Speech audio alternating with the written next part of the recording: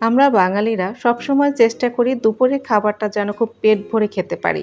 আর সেই খাবারটা যেন হয় অসাধারণ, খুব তৃপ্তি করে যেন খেতে পারি এমনটাই কিন্তু আমরা সবসময় চেষ্টা করে থাকি, তাই না? আসসালামু আলাইকুম। আমার আজকের রেসিপি ডিম ডালের রেসিপি।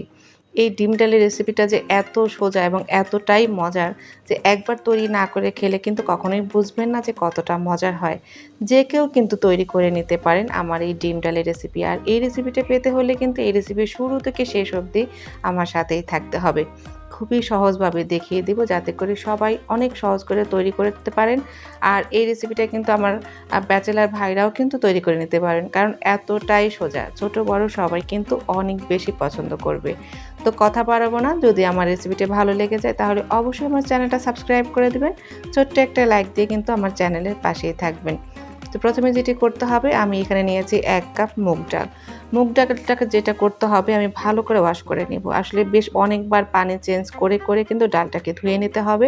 যতক্ষণ পর্যন্ত না ময়লার ভাব মানে ময়লা ভাবটা চলে যাচ্ছে ততক্ষণ পর্যন্ত কিন্তু আমি ডালটাকে ধুয়ে নিয়েছি। এবার যেটি করতে হবে বেশ অনেকটাই পানি দিয়েছি। পানি দিয়ে ০.৫ ঘন্টা পর্যন্ত কিন্তু ডালটাকে আমি ভিজিয়ে রাখবো। এরই মধ্যে কিন্তু ডালটা ফুলে উঠবে।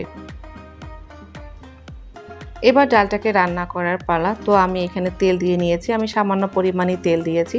তেলের পরিমাণটা যার অনুযায়ী করে নেবেন। আর ১/২ কাপ দিয়েছি পেঁয়াজ কুচি। পেঁয়াজ কুচির মধ্যে আমি দিয়ে দিলাম গরম মসলা, যেমন ২ টুকরা দিয়েছি দারচিনি, ২ টা তেজপাতা এবং ২ টো দিয়েছি এলাচ। এবার যেটি করতে হবে পেঁয়াজটাকে গরম মসলার সাথে সামান্য একটু ভেজে নেব। মানে একটু নরম করে নেব। একদম যে লালচে করে ভাজবো তা কিন্তু নয়। এরপর আমি এই পেঁয়াজের মধ্যে দিয়ে দেবো বাটা মসলা। বাটা মসলার মধ্যে আমি ব্যবহার করেছি ১.৫ চামচ আদা বাটা, ১.৫ চামচ রসুন বাটা আর ১.৫ চামচ দিয়েছি পেঁয়াজ বাটা। ১ চামচ দিয়েছি টালা জিরার গুঁড়া আর ১ চামচ দিয়ে দেব ধনিয়ার গুঁড়া। শুকনো লাল মরিচের গুঁড়া দিব আমি ১ চামচ, তবে ঝালটা একটু বুঝে শুনে দেওয়াই ভালো। আর হলুদের গুঁড়া দিয়ে দিব ১ চামচের থেকে একটু বেশি নিয়েছি, কালারটা সুন্দর আসবে তাই। স্বাদ অনুযায়ী দিয়েছি লবণ।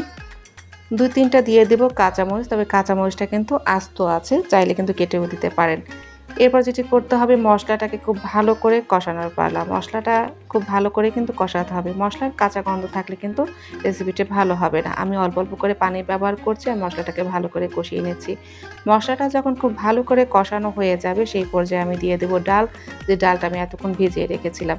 এবার যেটি করতে হবে ডালের সাথে মশলার সাথে আরও কিছুক্ষণ আমি কষিয়ে নেব। আমি এখানে মুগ ডালটা ব্যবহার করেছি, চাইলে কিন্তু একই প্রসেসে মসুর ডাল দিয়েও কিন্তু এই রেসিপিটা আপনারা তৈরি করে নিতে পারেন। ডালটা খুব ভালো করে আমি কষিয়ে নিয়েছি। এরপর যেটি করতে হবে বেশ অনেকটাই পানি দিয়েছি, যেহেতু ডালটা সিদ্ধ হবে আর মুগ ডালটা কিন্তু সহজেই সিদ্ধ হতে চায় না, তাই না? তাই সেই অনুযায়ী কিন্তু পানিটা দিতে হবে। পানিটা দেওয়ার পরে আমি ঢাকনা দিয়ে ঢেকে দেব। ঢাকনা দিয়ে ঢেকে একটা বলক আসা পর্যন্ত অপেক্ষা করব। তো চুলার আঁচটা কিন্তু বাড়িয়ে দিয়েই আমি বলকটা এনেছি। খুব তাড়াতাড়ি বলকটা চলে এসেছে। বলকটা আসার পরে যেটি করতে হবে একটু নাড়াচাড়া করে দেব, যাতে করে যেন তলানিতে না লেগে যায়।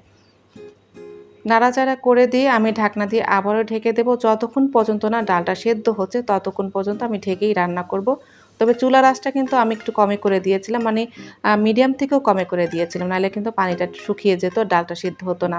ডালটা যখন সিদ্ধ হয়ে যাবে তার মধ্যে আমি দিয়ে দেব ১ টা টমেটো আর দিয়ে দেব কাঁচামরিচ। এখানে ২-৩ টা কাঁচামরিচ দিয়েছি, আমি একটু চিড়ে দিয়েছি যাতে করে ঝালটা বের হয়ে যেতে পারে। এবার একটু হালকা করে নেড়ে-চেড়ে দেব। হালকা করে একটু নেড়ে-চেড়ে দিয়ে ঢাকনা দিয়ে ঢেকে দেব। আসলে টমেটোটাও একটু সিদ্ধ করে নেব। টমেটো সিদ্ধ হলে কিন্তু অনেক ভালো হয়। তাই আমি ঢাকনা দিয়ে ঢেকে ১ মিনিট পর্যন্ত আমি রান্না করে নেব। এই ফাঁকে যেটা করেছি আমি ডিম সিদ্ধ করে রেখেছি। আসলে ডিম সিদ্ধ দেখানোর কিছু নাই। ডিম সিদ্ধ আমরা মোটামুটি সবাই করতে পারি। তো তেমনভাবে ডিমটা সিদ্ধ করে আমি গোল, গোল করে পিস করেছি। এইভাবে করে পিস করে নিতে হবে।